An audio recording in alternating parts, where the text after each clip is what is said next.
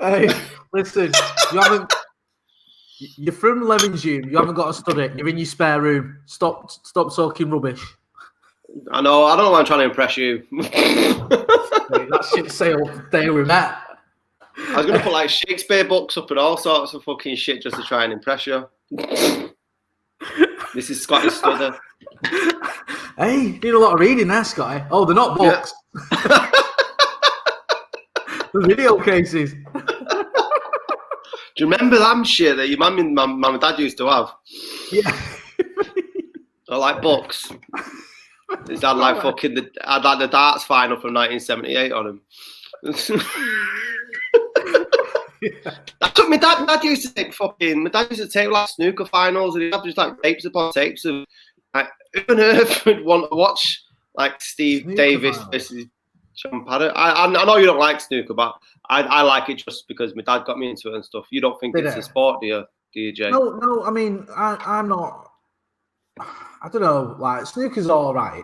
Do you know what I mean? Like it's just not something I'm really into. Like I've played like with my mates years ago, like a couple of times. And I remember, like I'm old enough to remember when, like in the 80s, there was the snooker explosion, wasn't there? Almost, with snooker looping ups and all that. They want the golden years. But that was like the Steve Davis, Dennis Taylor, Willie Thorne. I mean, well, I'd say this is going to be really boring. It's quite a niche market. This, if I haven't got anyone who's into fucking snooker, I'd say the 90s were with Ronnie O'Sullivan and Mark Williams. But we're going off on a tangent because nobody cares enough about snooker. I don't think I keep that. I don't think you kids. There was more than big. There was more than Jim Davidson and John Virgil. Hey, give me Alex Higgins levered out of his head. Can you imagine pitching that to a TV show now? We've got an idea for the show. We're going to play snooker. We're going to see how fast snooker players can run around the table and whack balls in a pocket, and you can win. And then bullseye as well. Like, so imagine pitching it with those presenters. Imagine saying about your snooker show, and I've got just the guy to present it. That right-wing comedian that always tells them nasty jokes, Jim Davidson. Yeah. We'll get him on. We'll put it on at Saturday night at 7:00 on prime time. And he went, yeah, all right. Sounds like a winner.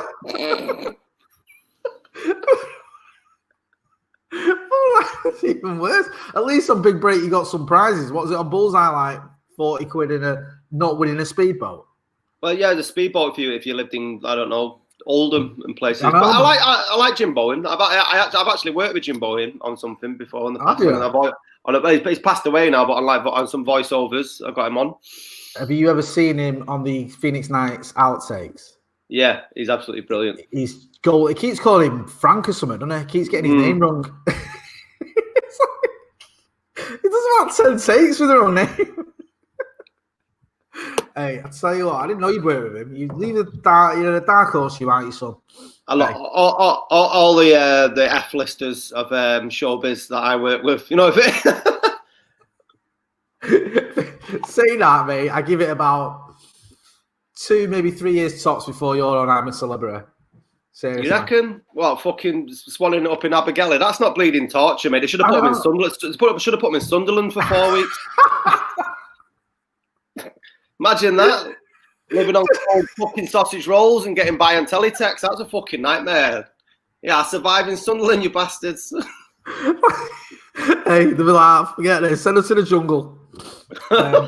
Yeah, no, I've not really watched it. Funnily enough, me and Missy just in the other room, and we put it on for the first time this season, and I was like, I thought this isn't a trial. They were like doing hooker duck with some keys, and it's like, really? Like, obviously they're not in the jungle, so they're just having to make do with what they can. But yeah, it looks a bit sort of too bob even for that show. Anyway, enough of this tomfoolery. Let's get back to brass tacks, son. You're going to do an intro or what? That's Jota.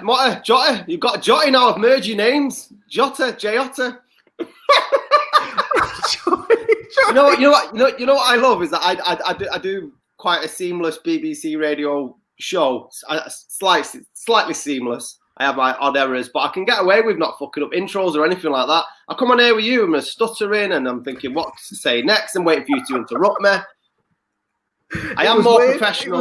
It was so weird when I was on your show because I felt a little bit nervous because whenever me and you do this, it's just say what you want, swear or whatever. And then when I came on there, I was so conscious of not like saying anything that was like, oh, shit, I shouldn't have said that. Do you know what I mean? But it was a good laugh. It was good fun. I've got mates who work at Granada Reports, and they've done I've done film with them on like some things for Granada Reports, and I always swear like a bastard. Like I get Tourette's when there's a camera in front of me, and then when I told them that I got this BBC radio job, they went, "Really? Does it come with a bleep on?" So you got a dumb button. Yeah, I've not swore once. And 2 weeks ago, I had to go live to Downing Street. This is David Scott, BBC Radio Manchester. We're going to go now live to the Prime Minister Boris Johnson, and then I had to speak to a political expert afterwards. And I'm like, get you out. This isn't Scotty and Motty. That's about as far from Scotty and Motty as you can. We might talk shit about politics, but we certainly don't, do a link over to the Prime Minister. Yeah, away from my paid job, this is another fun job that doesn't get paid. This is Scotty and Motty, or J-Otta, as he's now known. Yes. How are you doing out there? Thanks everyone who's been watching the live stream. It's good crack that having Stiehausen on, and massive interaction as well, and the numbers have gone up of more people are viewing, and everyone loves the 90s, Jay. Everyone loves the 90s. Do you know what, mate? The 90s, it was the decade, wasn't it, mate? Me and you always going on, but we are, sort of teenagers of the 90s, or whatever you want to call it. That's when we sort of became adults. And it was, I feel like, I mean, everyone looks back at that era with nostalgia, but the 90s was just like breakthrough in so many ways: music, film, culture, attitudes, politics. Do you know what I mean? It just felt like we took a big step forward from the shit show, which was the 80s, where it was like, a lot of poverty, deprivation. I mean, I know you can say this is we're back to those things now. Do you know what I mean? We've come full circle. Well, I don't know where my head's at when I say that, but you look at the 80s and everything that went on there, and the sort of Thatcher years and the strikes and all the rest of it. And the 90s felt a little bit more positive, and it felt like a big breakthrough. So yeah, it was great to have Steve on chatting about it. He picked a good year in 1996, and hopefully we'll have another guest on soon, maybe next week. Fantastic. I look forward to it. Yeah, man. Yeah, definitely. And you were talking about the 80s being grim, especially for England. There was one person that was specifically grim for, who's been moaning this week, despite Diego Maradona passing away, the absolute legend, the god of football. It was in my eyes anyway. And then there's still people in this country that can't let it go, namely reporters for The Sun, Daily Mail, and other fucking rags that you shouldn't wipe your ass with. The disrespect that they shown Diego Maradona this week was just very little England. Do you know what I mean? And it felt when we're joking about the likes of Jim Davidson and shows like Bullseye and Big Break, it's like, are them people still about? Because that's what them headlines felt that we're talking to, people who are still bearing a grudge from a football match from 1986. It just felt completely disgusting. I mean, we'll get on to that afterwards, but I just want to talk about Diego Maradona passing. For me, when I was growing up, it was a massive influence on my dad. When he was growing up, my dad absolutely idolised Diego Maradona because they're both short asses with big bushy hair, and that's what my dad used to get called when he was in school. He was all like growing up, he was called Diego. So it like really? for him, yeah, and I'm like, so then my dad used to always tell me about Diego Maradona. And then when I was growing up, I'd never seen Maradona play, but when we were in a primary school in Longside, all the kids were running around wanting to be Chris Waddle and all that sort of business. I'm Diego Maradona, and none of the kids around him had a fucking Scooby Doo. But I just think the guy sort of transcends sport, and I know everyone can talk about the drugs and the hookers and stuff, but we should probably talk about the negative side of his career as well.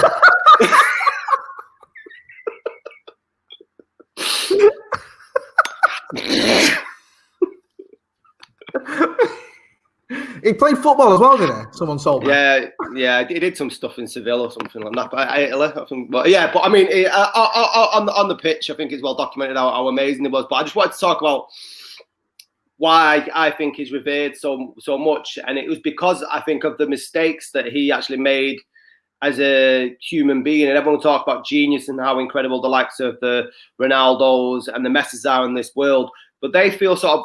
We were talking a bit about this in the 90s about how tangible footballers used to be. And because nowadays they tend to live in the main quite a sterile existence until they leave football.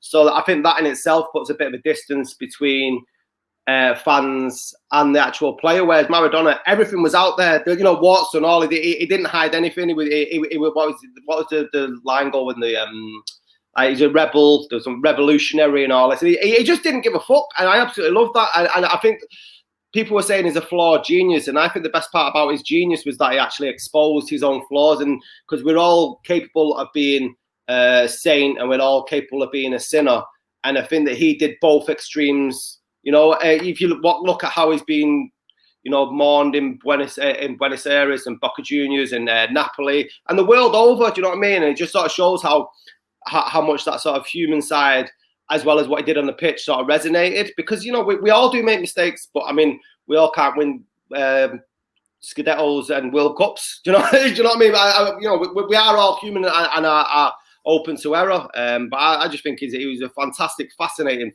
character. And I would take 60 years of Maradona's life over fucking however old Pele is now. Yeah, I mean.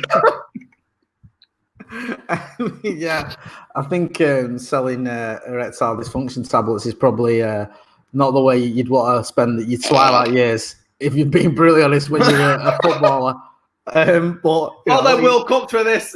Yeah, you know what I mean? Selling people out getting hard on.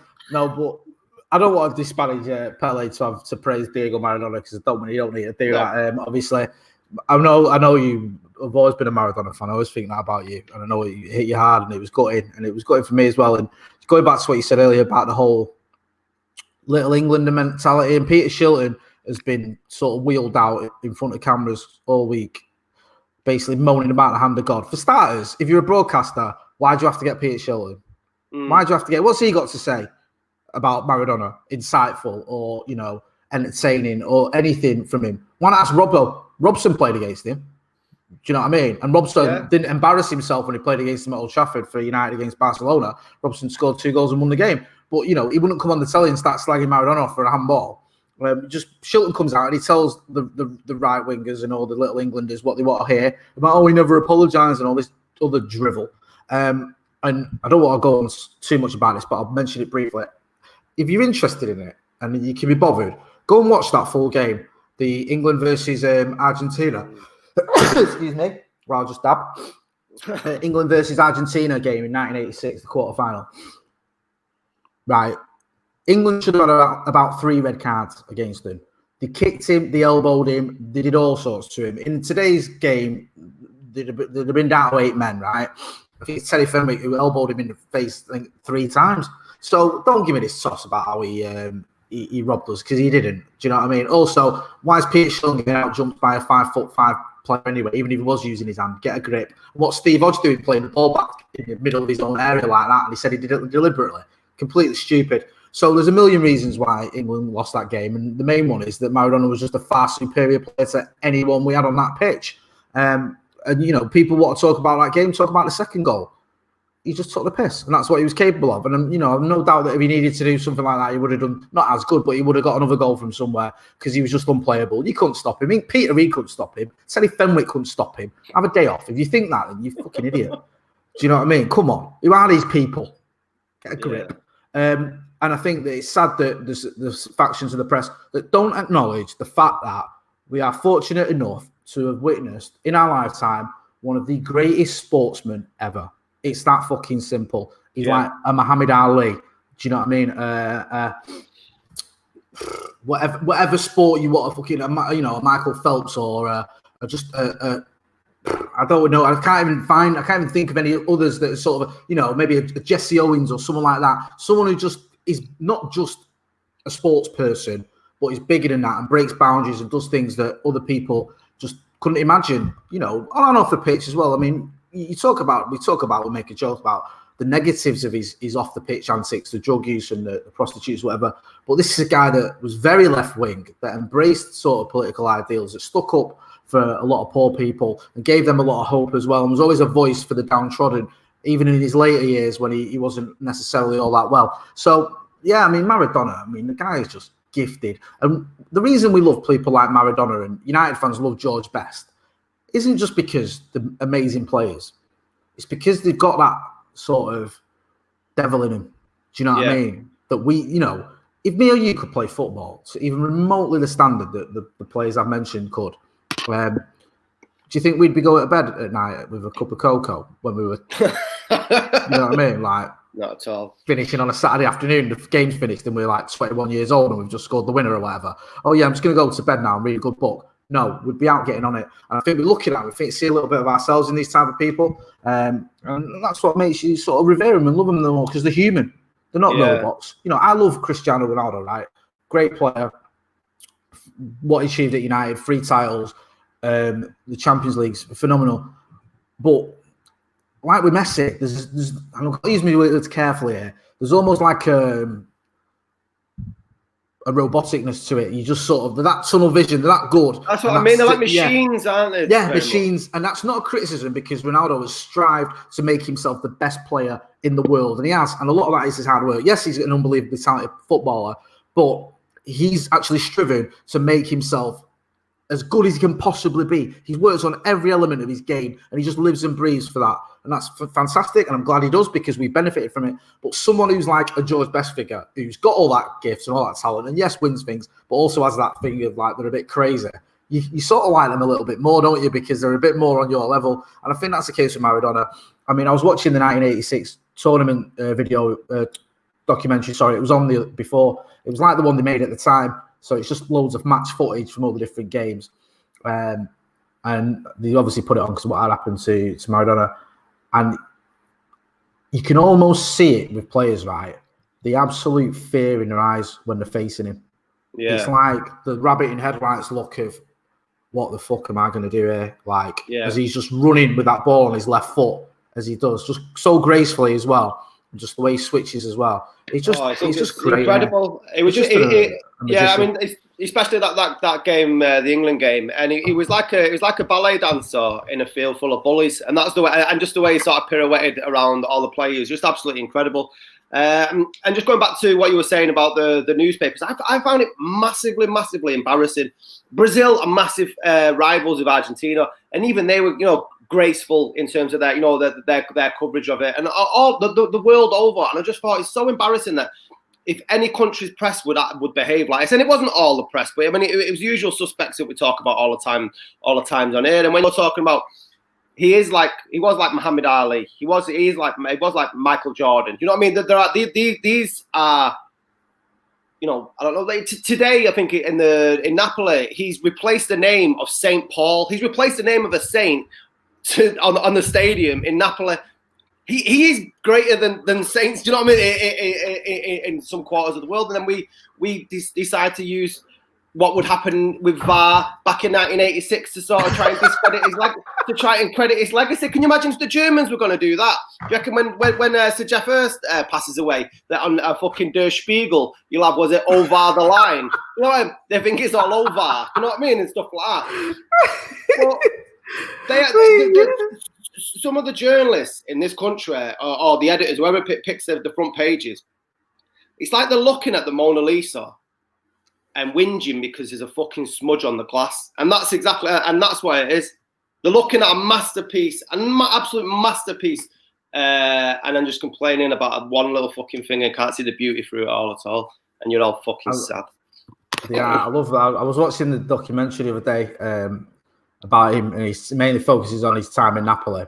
And you've just reminded me of, I actually screenshotted it. They were interviewing fans around Napoli at the time he was there when he just won the Scudetto.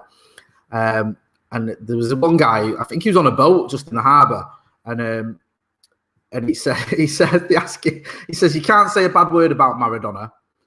If you speak badly of Maradona, you are criticising God, and you can't criticise God because he is above everything.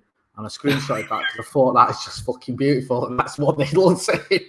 Not just like, oh, he's a God. No, he's God. You can't criticise him because he's God. These are deeply religious people as well. It's just amazing. Like, to go, that's what I mean, Scotty. Like, that going to Napoli now is like fucking, I don't know. It's like Mbappe going to Rotherham. Do you know what I mean? Just going to a club that's just going nowhere, looked down upon by all the other teams. You've got the giants of Italian football, your Juventuses, your AC Milans, your Inter Milans, all in the north. You've got this team in the south with a sort of clapped out stadium and training ground. They've never won a Scudetto, I don't think, ever. You know what I mean? The city is rife with gangsters and all these other dramas going on. And you choose to go there. And you not only go there, but you have sort of unparalleled success there. It's just amazing. And it just sums him up what he's about. And, you know, anyone who's not seen a Maradona documentary, I can't advise you enough to watch it. Employees watch it. Even if you're not a massive Maradona fan, just watch it. I mean, if you're not a Maradona fan, give your head a wobble anyway. But if you are, or if you aren't, just watch it because it's fascinating about what went on and the sort of the influence of the mafia and stuff like that and everything that went down and all these flaws, you know, that he had many of. But ultimately, you know, his talent was the main sort of thing that shone through because he was just, for me, and I'm not just saying this because he's passed away, I've always thought he's the greatest footballer that's ever lived.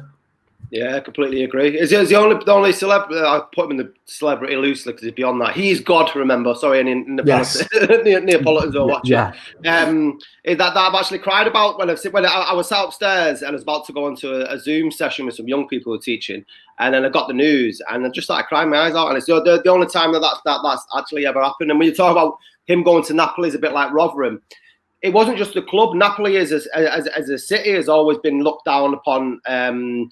As fucking the sewer of Italy. They are completely, you know, they had massive cholera and sewage problems. That was going up until when Maradona went there. And it's the lad who's from fucking the pebbled streets of Buenos Aires and stuff, and then comes over there. And a lot of people sort of see the parallels between him and Robin Hood because he went over there and then he basically stole the Scudetto from the rich and then took all these poor people and gave them so much, maybe not richness in money, but richness in life, and gave them something to celebrate. And it's just, and that's the sort of thing that we should be celebrating when we look back at his life. So we shall. Well, no, I was going to say, and I agree with everything you said. And what I was just thinking about it, the sad thing is as well, when I was a kid, I'm just about remember the hand of God. And it was just dominating the papers, the media and everything for so long, for years. Even up to like, you know, the 94 World Cup when he was playing that, people reveling in it when he got banned for drugs because he was the hand of God. And as a kid, you never really knew, like, not as much was made in England about how good he was. It was more or less about how he cheated England out of the World Cup.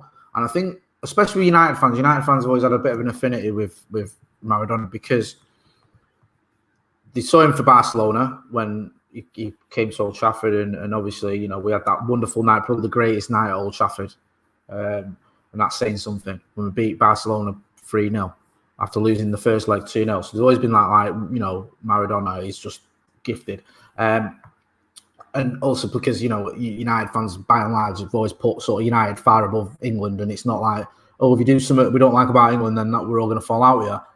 But yeah, it's just. It's funny though. I just wanted one final thing on Maradona. I went to the charity game that he did, you know, at Old Trafford. I don't know if I spoke to you about this, but I remember he took a penalty against Jamie Theakston, which is one of the craziest moments of my life, seeing Maradona score past Jamie Theakston. You know, I thought I was back on the drugs. But I remember people booing him as he stood up to take it, you know. And I remember our kid, I was with my brother, and my brother, he's fucking mate. He makes me and you look absolutely quiet. He's a right gobshite sometimes. And he was like, started kicking off with everyone around. Was like, these fucking knobheads booing Maradona, they fucking think. I'm like, Lee, there's like children here. It's a charity game. Do you know what I mean? The average age is about 10. But no, he was going mad because it was like, you know, is that still that mentality of, oh, this is the kind of cheaters? Get a grip, come on. It's just bobbins, mate. Absolutely bobbins. But rest in peace, Diego. And I'm sure, you know, there'll be a play. The football pitch up there, mate. Jesus Christ. Maradona and George Best. Let me just go back to something when you were talking before about Ronaldo and the sort of mentality and the straightness, shall we say, of him and the likes of Messi. Would you want to be a footballer now, or would you want it to be a footballer in the 90s or 80s? I think footballers in the 80s and 90s had a little bit of a better lifestyle, more freedom. They could go out and, you know, do things that now with social media and stuff you can't do. But I think the flip side to that is footballers now are better protected in terms of like referees and fouls and stuff like that. You know, this is why I've had this argument before. I've had it in the office. that players like Best and Maradona and players like that would absolutely shine in this era like you've never seen anyone shine, because they were getting kicked all over the gaff back in the day, and they were still banging in goals every week. They were still riding those challenges and going past players, and players were doing everything. You know, there wasn't even any rules half the time. They were elbows and knees and all sorts. Imagine now, VAR, Maradona, he'd be getting about 10 goals a game. Do you know what I mean? It wouldn't it? It was like, it'd be ridiculous. And so players would be like, you know what, we can't keep fouling because we're not going to get away with it.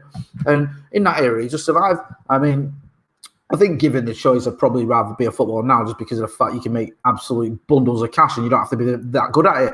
But, you know, relatively speaking. But yeah, it's a difficult one because there's pros and cons in it from both sides.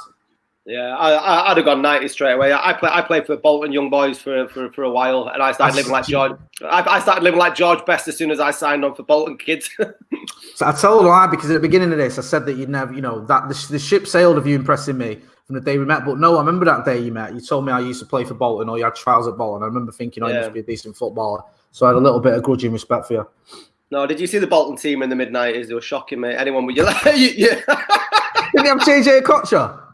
No, that was long after they had long after Scotty had been. They came up. I heard it was a toss-up between you and Okocha, and Allardyce decided, you know what, let's give Okocha a go. Yeah, well, you know, we're not all right. Anyway, back to our show. Politics, man, this week. Would vaccines? And we were talking about negative stuff as well as positive. Branded vaccines. Apparently, it came out that the Oxford vaccine that's come out, the number 10, wanted to put a Union Jack on it. I mean, really? I've seen a few Union Jack masks when I'm dropping the kids off at the school playgrounds, and it is from a guy who I'm pretty sure has said some racist stuff under his breath once. But I wasn't strong enough to turn around and wallop him in the playground. But you know when you know. Yeah, you know. I know, mate. I've been there. You know. Yeah. Where do you stand on all that, Scotty? I don't want to get sidetracked. Just quickly. What racist ads? Yeah, like are you for it or against it? No, the whole the whole Union Jack thing, because it's like, yeah. Are you against racist dads in the playground? So tell me the truth, because you know some people think they're all right. We've all got our bad sides. Yeah, exactly. You know what I mean, you shouldn't be having, you know, ethnic minority children around. No, but where do you stand on the like Union Jack thing? It makes because it's been sort of commandeered, hasn't it, by the right, and yet there's some people that say, well, why should it be a sort of sign of racism or far right? Because it's our, you know, it's our country's flag. It's as much mine and your flag as it is some knuckle dragging fucking BNP voting muppet from wherever. So should it be looked at like that? Should we view it as that, or is it just the ship sailed now and it's like it already is and there's not much we can do about it? I mean, it takes some sort of massive branding exercise to get me to start loving the Union Jack again. I mean, I'm not a big fan of flags anyway, and I think it's a shit flag anyway. They should redesign it. It's too many. It's too straight. You know, the points and triangles and stuff needs updating. But anyway, but I know what you mean. Is that whenever I see a Union Jack, in particular a St. George's flag, like it does make me just think fucking either football hooligans or EDL, and that is that. And I really have to make a conscious effort every time I see one. Like, no, that doesn't stand for what they're trying to commandeer it as, and take, you know, the right taking right of the flag. But I've never really believed in flags anyway. I don't really believe in countries or borders, to be honest. But when it's like this is us, do you know what I mean? It just seems a bit.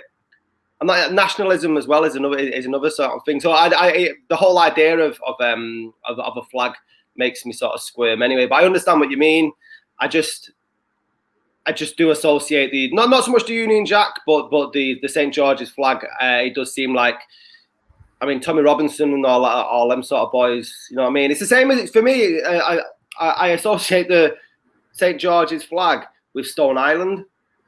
Do you know what? That's what I always think. You know. I know what you mean. Danny Dyer. Yeah, this geezer's proper odd. Yeah. Hey, this geezer, he's a raw head case. Slags with flags. Slags. Danny Dyer. Lynn, I've got an idea for the show. We're going to get Danny Dyer going around different countries, get nationalists, slags with flags. Have you seen the thing he's done about Oswald Mosley? Where he's in the... Here he is, Oswald He was Mosley. a right old sort. The melt. The utter melt, yeah. Oh, for fuck's sake. He marched down through it, and him in his black shirts got a right kicking.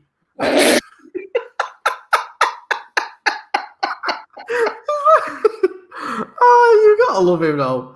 You know I do. Like, I know a lot of people hate him. I find him hilarious, and whether he lives up, whether he sort of plays up to the role or whatever, I think it's funny.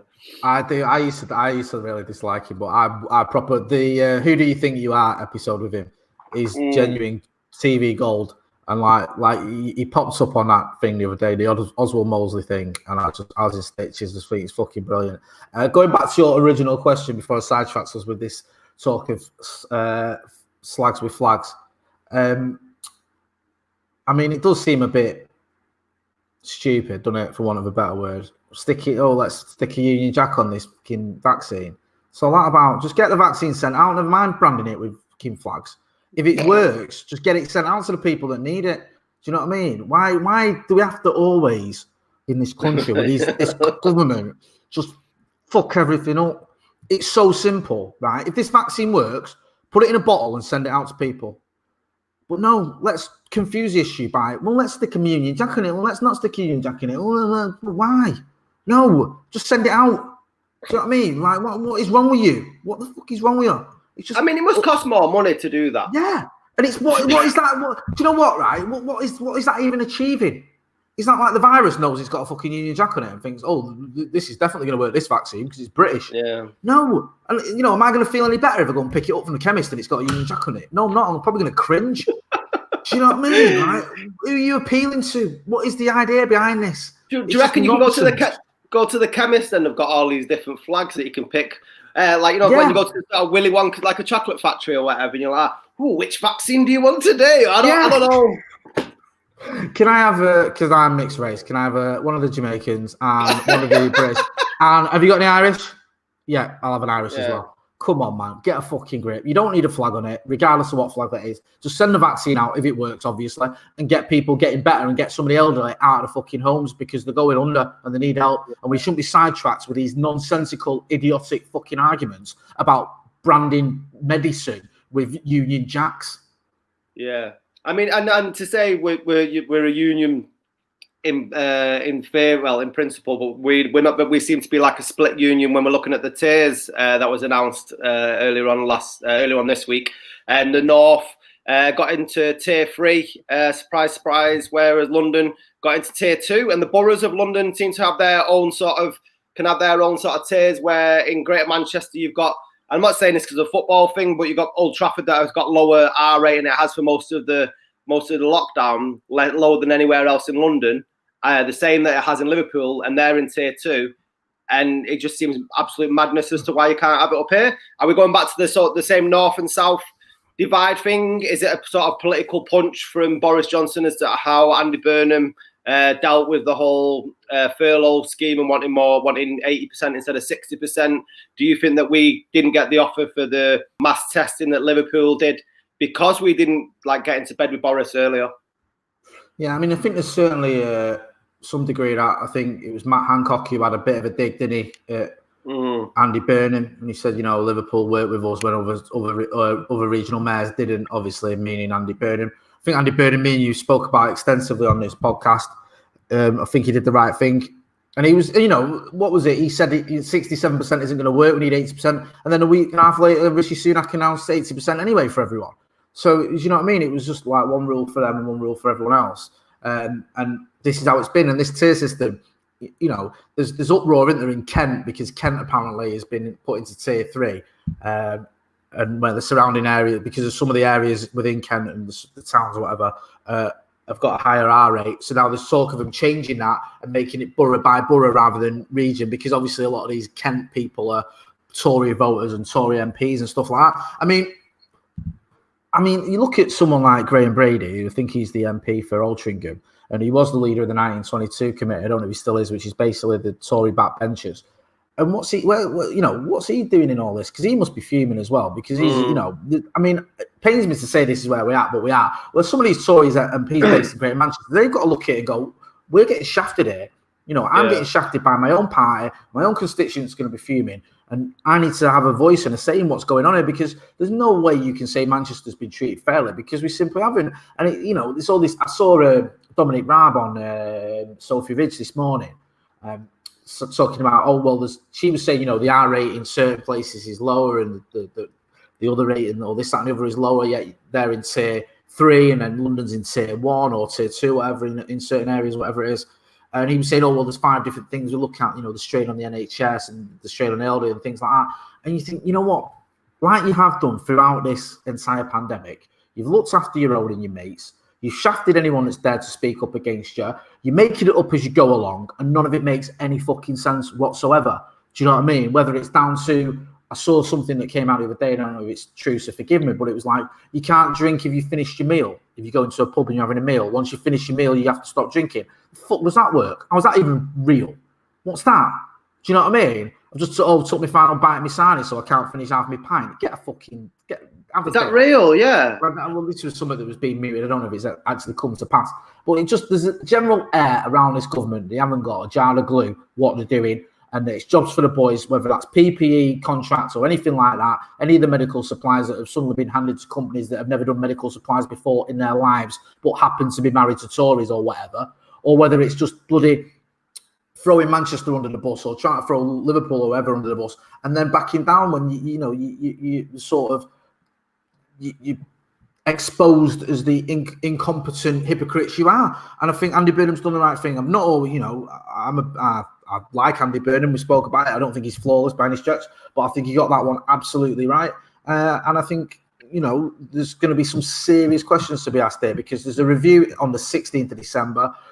Manchester obviously is going to appeal to go out of tier 3 into tier 2, I presume, and it'll be interesting to see if that doesn't happen, the justification for it not happening. But I'd just like to see a bit more solidarity as well. I think people in, you know, Liverpool and places like that and people in the Northwest or the North or whatever have all got to stick together in this and not sort of make it about us against each other, but us holding this government to account for the absolute horror show that has been their handling of this pandemic. Yeah, it's not. I mean, it's not the people that are sort of placed in tier 2 that are the problem. Are they? It's not their fault, is it? We don't want any other person anywhere else to sort of feel any hardship on any sort of level. I wanted to get your opinion on the revelation that came out in The Guardian this week. Rishi Sunak's wife had a portfolio of shares, and it came, and I don't think it had been declared. And apparently, it come out that she's richer than the Queen about the amount of money that she's actually got in the bank. Have you not seen this story? I saw something. I'll be honest with you, mate. I'm getting to the point where when I see like Rishi Sunak, most of the time I zone out or I don't click on it purely because what's done my head in a little bit during this whole pandemic is some of the Superman memes and how great Rishi Sunak is and all this wonderful and we all love him and all this nonsense. And I'm not quite buying that bullshit. But yeah, I'm just having a look now and it's like she's got shares worth 430 million. So tech billionaire's daughter, who he met while studying at Stanford, is worth making her one of Britain's wealthiest women. Now, listen, there's nothing wrong with being rich. Right? I'm not, you know, if you're rich, whether it's through inheritance or your own hard work, fine, okay? That's not the issue here. What the issue is just the hypocrisy we keep seeing, and just also the thing I struggle with is how do these people, right, who are in power, how do they know anything about our lives? How are they able to put themselves in our shoes when they're so far detached from the reality and the life we're living that it almost seems impossible? Do you know what I mean? This is why you have things like grouse shooting and gets fucking, you know, a special pass when it comes to the the rules and regulations, because that's something that is important to them and it affects them. They're just clueless and they're just so out of touch with reality, what we're going through, that when you see something like, his wife's worth 430 million, you just think, well, that just sums it up, really, because, he's living in a fucking glass bubble and he's obviously richer than, probably will ever, well, not probably about it, richer than we'll ever be. And, he's making financial decisions that are meant to be looking after those that need it the most. And I just don't see it. I just don't buy it. Yes, you can be rich and empathetic. I'm not saying you can't. Bill Gates has given away 50 billion quid during his lifetime. I'm not saying being rich means that you're not sympathetic or empathetic towards people that are struggling. But when you're a rich politician to that extent, and some of the decisions you've seen that have come on the back of it, you just think, I don't believe for 1 minute that you really know what I'm going through, or that you really actually give a toss. Yeah, I mean, I posed this question on a WhatsApp group, some lads, about whether you should really have any other financial gain or any other income as a politician, because I'm not too sure whether I can believe that you can't have any sort of what's the word? Vested interest in vested interest in certain stuff, and because if you've got like portfolios and stuff in others, I think it came out that Rishi had shares in one of the companies that had actually come up with the vaccine. Now, how is that not like how is that not a vested interest? And I always think that if you're a politician, you're supposed to be a politician for one reason and one reason only, and that's because you care about the greater good of the people that you are taking care of, and that's why you go into that job. That's what I believe an MP or a politician is that's why you should do it.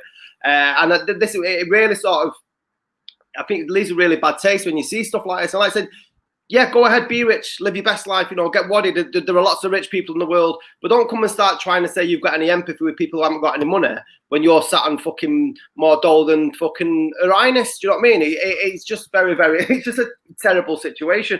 And I wanted to bring it to, have you ever heard of, let me get his name right. There's a guy called Jose Mujica, is the president of Uruguay.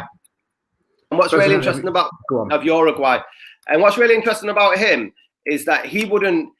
He's described as the humblest head of state ever. He was offered, like, in Uruguay, if you become president of the country, you can live in this presidential palace, and you can have all like chauffeur-driven cars and stuff like that.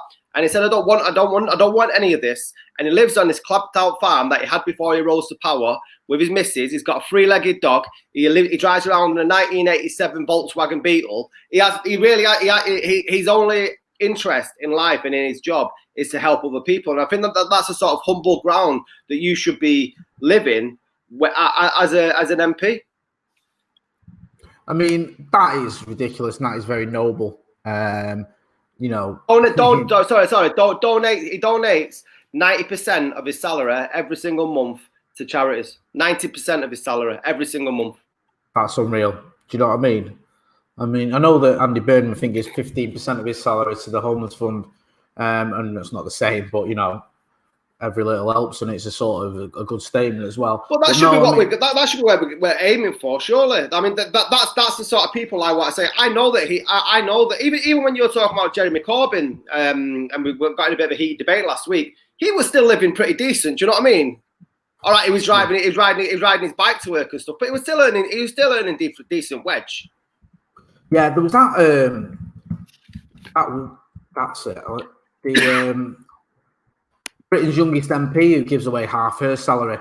Forget her name. Forgive me. I'm just going to Google it now. Nadia Whitmore. She's 23. She's become a Labour MP for Nottingham, and she gives away 44,000 of her year. Sorry, 44,000 a year of her salary. She keeps 35,000, which is, I think, the living wage after tax. Yeah, so she gives half of it away because that's amazing. Yeah, she says, and this is a quote from her: "I think it's really important for workers' representatives to be on salaries that reflect workers more closely." Yeah. How if you've never lived on the breadline, how can you have any sort of empathy with people that are? How can you sort of talk about the NHS and nurses and stuff? And I think that the nurses' wage when you first go into it is like 21 grand, and MPs earn more than 4 times that. And these are people that are saving lives and stuff. It's just, this is what again why my massive bugbear with politicians and the government. It's just fundamentally flawed, and it just doesn't seem to be any sort of countering it at all. Because you do get people who go to the likes of Oxford and Cambridge and these big universities to become politicians because they know that there's pure dough in it. You become a politician for 10 years, and then you go off and then you can you get a book deal, you go doing talks and stuff like that, and it sets you up for life. Becoming a politician seems to me from the outside is that it's a stepping stone onto more things. Even already now, there's rumours that Boris is complaining about his 150 grand a year salary because he was earning more when he wasn't MP. This is the thing, right? Do you remember when Ian Duncan Smith said that he could live on 53 quid a week? Mm. Do you know what I mean? And he was challenged for it. And apparently, he put more petrol than that in his car that day when they went through his expenses. So it was obviously a fucking nonsense. the idea that he could live off that for a week, because I think that was like one of the benefits that was being given out to certain people. I think it was a lad, a market trader, who said he'd been left with 53 quid a week on benefits, or that was what he got. And Ian Duncan Smith said he could live off that. I think he said it on the radio interview, and it was quickly exposed as being absolute fucking garbage because, as I just said, he couldn't even fill his car up with it. And I don't mind, right? I don't, necessarily mind people who've come from money being involved in politics. I don't think you should only be involved in politics if you've come from working class background. I don't think that's some very good politicians have come from means. There's nothing wrong with that. I just think that when you've got almost what we're in now, where you've got an entire cabinet practically made up of wealthy old Etonians, and when you've got the people that are making the most important decisions all coming from that background of not just wealth but extreme wealth. Do you know what I mean? Like, where you've never had to worry about anything in your life. And also, when they're surrounded by other people that have come from the same background, if we you wanted an opinion about something, then we could ask people from all different walks of life on that subject, and get their opinions on it. But most of them will be working class and will be from a similar sort of background to ourselves. If you're Boris Johnson, you're asking for an opinion on something. Most of the people he's asking for that opinion and getting counselled by are extremely rich, right wing, come from that privileged background. So when you're talking to them about things like the budget and benefits and how people are going to cope, his definition of sacrifice, or his group of friends' definition of sacrifice, might be, skipping or cutting down on the champagne that day or the foie gras or whatever. Making ends meet, or tightening the belts like that. Whereas for the average person, making sacrifices is skipping a meal to get to work or something like that. And you just think they can't relate to it. And that is why Marcus Rashford's campaign has been so sort of not just beneficial, but so effective. Yeah. It's because he's had that. He was on school meals, school vouchers, So he knows what that's like. He gets it. He understands that struggle and what it means and why it's so important. And when he talks about it, he's talking about something he knows about. And people can't say to him, well, you're just saying this to her because you fucking, you want to get some publicity. Because he knows about it and he's been through it. And that's why he can understand it better. They don't understand these things because they've never been through it. And that's what they had to learn the hard way with Marcus, is when they realised that 90% or whatever it was of the country was behind him and backing him and helping him, and they were like, oh, hang on a minute, we fucked up here, because they didn't have that in them. They didn't have that empathy, that realization that people actually need these school vouchers to survive. And when I say survive, I mean fucking feed themselves to live, not to buy, what was it our mate Ben Bradley said, fucking cracking brass, but to actually put food on the table to feed the children. So this is why you have this sort of almost disassociation with the government of what is going on in the real world and with a lot of people. And that's the problem. I think, there needs to be a better connection between our MPs and our politicians and our government and what is going on for the vast majority of people in this country, especially in the wake of the pandemic, which has left the just about managings not managing anymore. I'm a just about managing, mate, and I'll, probably shouldn't say this on fucking camera, but I will. There's been times when I've been such you say, Scotty, you know what I mean? I'm fucking skinky, help me out. And you have. I appreciate that. And there's been, now I'm fortunate to be in a position where I'm okay-ish, but I'm just about managing. Do you know what I mean? Like, I am. And it's like, if you took my wages away from me, even for a month, I'm in trouble.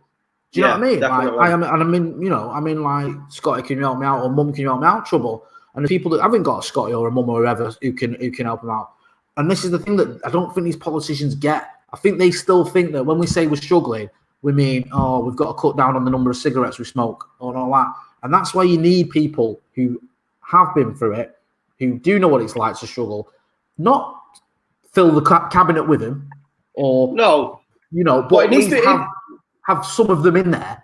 Yeah, it needs to be more than, and it needs to be more than a token gesture as well. Oh, we've got fucking working class Wendy who fills, who fills that quota up, and we see enough protests, rightly so, when we're looking at about diversity across our screens, and we need more people of more BME origin, or on our programs. Is it not time now in 2020, when we see the impact that someone of Marcus Rashford's background, that we have more diversity in our parliament? Because we haven't got it at all. You know what I mean? And that's what I mean. It's fundamentally flawed, because unless it comes to that, parliament should be a true representative of the country that it represents.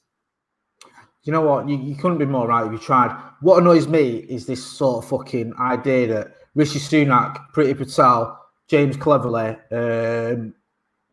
Sajid Javid, because these are all MPs and prominent MPs in this government, oh, we've got diversity in the government.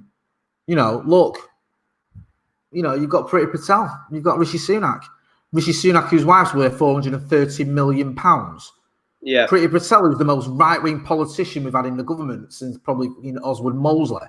What are you talking about? These people don't speak for the Asian community or the black community. These people, Rishi Sunak knows nothing about the struggles that the Asian community are going through when it comes to some of the trials and tribulations they face. I'm not saying he's not Asian, he is. I'm not saying that. What I'm saying is that you can't just say, oh, because he's there, that's diversity. It isn't. It really isn't. Do you know what I mean? That's not how it works. When you're talking about diversity there, you're saying someone like Marcus Rashford. You don't just mean, I'm not speaking for you, but I know what you're talking about. You don't just mean a black person. No. Kwasi Kwarteng's black, and he's an idiot who's got no comprehension of the struggles that black people face. Do you know what I mean? He's so out of touch. He's fucking ridiculous. He makes Boris Johnson looking positively, relevant. But having, an ethnic minority person in that cabinet isn't enough. You need someone who has at least experienced some of the problems that many people are facing and knows how to deal with them. Priti Patel stood up in Parliament. She said, I've been called the P word and this, that, and the other. And I sympathise with her. It's horrible. Any sort of racist abuse to anyone is disgusting. But you look at her actions, you look at what she does, you look at the words she uses and the things she does. Do you think she has any understanding of what the working class communities in British Asian working class communities are going through? No, she doesn't. Does she? Fuck. No, my wife's Asian, and the only thing she has absolutely nothing outside of liking Yorkshire tea in common with fucking Rishi Sunak. Do you know what I mean? It's all right having rich Asians in there, and they can represent the rich Asian community that we have in this country. But it doesn't. It's not all, and that's where you get this sort of, and that's where it becomes a token gesture. When you're doing that, I truly believe, and like you said, we definitely do need more of it. And again, that's why I think it's fundamentally flawed. What the fuck can you do about it? Back to the press. Meghan Markle came out this week and come out with the tragic news that she'd lost a baby earlier on this year, and I was absolutely fucking horrified. And I don't know why I read the comments. It should be the first note to yourself whenever you're opening up Twitter, and it's like in the morning, and they're like. And just the replies, I'm like, why the fuck have people got such fucking hatred towards this woman? And I know what your answer will be, Jay. But then feel why can they target such abuse at somebody that's lost a child? It's just fucking. That really made my head fall off when I read that in the morning. Yeah, it was disgusting, absolutely disgusting, and it's racism. Don't fucking tell me it isn't. It's purely, truly just racism, the reason she gets those comments, the reason she's been hounded like she has. It's simple, yeah? It is so fucking simple.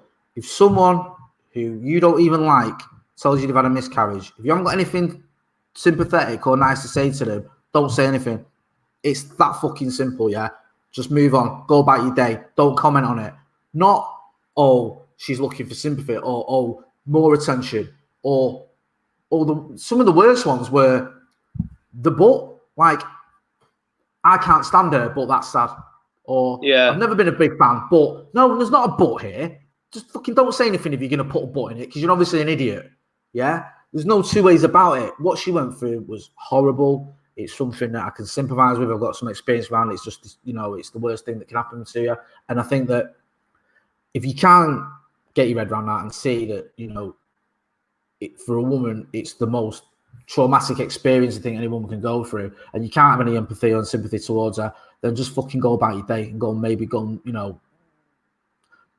play with some traffic, because I just find it's fucking. I don't even know you qualify as a human being, to be honest with you. If that's your attitude towards it, it's a troller on the back of it. And I just think as well, the hypocrisy is disgusting. She lost the baby. She was. I think this was 6 months ago or 5 months ago that this happened. When at that time she was getting absolutely hammered in the media because she dared, to do what the media wanted her to do and go away and move away and, sort of take herself off the royal family, getting hammered. And now the same media that were hammering her are all sympathetic towards her. And I tell you what, they can shove the sympathy up their ass, because I think her treatment has been nothing short of disgraceful. It's born from racism. And you know what? My heart goes out to her and to Harry. I hope that they get through this. And we talked about rich and money and all this sort of stuff. All the money in the world is not going to get you through that. It's something that, you need to be strong together. And they seem like they absolutely adore each other. They've got a strong family unit themselves, them two, and Archie and her mum and other people as well. So I hope that they can all get through it. And I hope that she just ignores these comments. I hope she does. I think she probably does, because she knows. I think I think what doesn't get recognised is the bravery that it takes to actually come forward and say that, because she doesn't have to say it. Do you know what I mean? It's not been documented anywhere else. The medical records are all private. She's aware that she's going to get that sort of trolling and them sort of comments, but she's also aware that there are other mums or other women that are going through a similar sort of thing that will take some sort of comfort that somebody of her stature has gone through the same sort of thing, and it should be talked about. Do you know what I mean? And I think that, again, that's what we should be looking at when we take it back to the Maradona thing. We should be looking at the beauty in things and celebrating the great sort of things that people are doing in adversity, and that Meghan Markle actually come forward and did that. And, I agree with you. I hope her and Harry get through this, and it doesn't matter how much money in the world, because that shit hurts when that happens. It really, really does. I just want to say one thing on it before we wrap up. I saw a really great comment, and it said, you know what? Meghan Markle probably doesn't read some of these vile comments, and I hope she doesn't. Someone had tweeted this, I think. But someone who's been through a miscarriage probably is reading these comments. So maybe you should think about them before you post them. And I thought that was a really good point. Do you know what I mean? Yeah. Everyone knows someone who's been through this. So maybe you might want to think about what a dickhead you're being to them when you're posting shit like that. And I just thought Meghan Markle, one final thing on it, does realise that, yes, we can bash the Daily Mail commenters and all the rest of it, but the vast majority of this country, and I mean the vast majority, is full of decent people who will sympathise with it, who knows what that's like, who knows someone who's been through it, and our hearts, their hearts and our hearts will go out to Meghan Markle and just forget about the moronic sort of minority, because that's all they are. Yeah, definitely, man, definitely. Right, man, how's lockdown been for you? Isolation? Right. You're isolation, aren't you? Yes, mate, I am, and it's been all right, to be honest with you. We moved into our new house a couple of months ago, sorry. So, that extra room to hide in makes a massive difference. That extra bathroom makes even bigger difference when you got kids. You know what I mean? But yeah, we're getting on with it, mate. We've got a good lot of people supporting us around us, and yeah, it's been all right, mate. It's been interesting. Yeah, my middle daughter had to come home from school because her bubble got infiltrated, so she's got to isolate for 10 days. And it's just trying to keep them entertained when the weather's shit and stuff. So I thought, you know what we'll do? We'll put the Christmas decorations up. Mate, I was like Chevy Chase in Mancunian Lampoons. It was a fucking tragedy. Honestly, I text you when I have a wobble, when I have a wobble sometimes I think, you know what, I really want to drink today, Jay. What's the best thing to sort of do it? The best thing not to do if you don't want to drink is try and put Christmas decorations up with fucking 3 kids and a mental dog, because I was looking at fucking, spirit cleaner and all that sort of what can get rid of this? It was fucking hell. Fights over fights over the star and all that sort of stuff. I love my kids, but they are hard, man. This is it. This is a test, mate. Every day's a test. But yeah, we've not done our decorations yet, but we will be doing them. And I've got all that to look forward to because, you know, my three are just like, just as crazy. And, you know, I don't know, my three are just three little grasses. That's all they do is just spend all day grassing each other up, honestly. I often remind them in Salford, snitches get stitches and end up in ditches. But doesn't seem to have any effect. They do indeed. Listen, this has been another episode of Scotty and Motty. Thanks, everyone. More subscribers. Keep telling your mates, subscribe. If this is your first time watching, we shall be back again very soon for another episode. And keep commenting. Really love the interaction on the last one on the 90s. Some really good feedback and stuff. And it's been an absolute pleasure that you guys are watching us. We're about nearly 6 months in now, aren't we? I think into this. Man. And it's been a blast, mate. I've really enjoyed it. It's been really, really good. So I'm glad there's people out there that are enjoying it as well. Who'd have known, eh? Who'd have known 20 years ago when we were fucking dicking around in a call centre trying to avoid, be the worst customer service in the world, that we'd be doing this and people would be watching us. Did you ever have them? Remember when I was in a call centre? You used to have them feedback sessions where you'd pull up one of your calls and play it back to you. Do you remember that? Right, I don't think you handled this call as best you could have when you were sat there swearing and chatting to your mate halfway through it. All the joys, but no, it brought us together, and we like you say, we enjoy doing this, and I appreciate all the support, and we'll try and do them as frequently as we can. You know, like Scotty said, we've got kids and life and all the rest of it, but we love doing them. We want to get out as much as we can to keep getting involved. Yeah, and we'll hopefully do a Christmas special soon. So if you've got any ideas, drop a comment with any ideas that you'd like us to do for Grimbo. But until then, I've been Scotty. You're going to go now, Jay. Yeah, I'm glad. There's Jay Otter, right? We'll just see you next week. So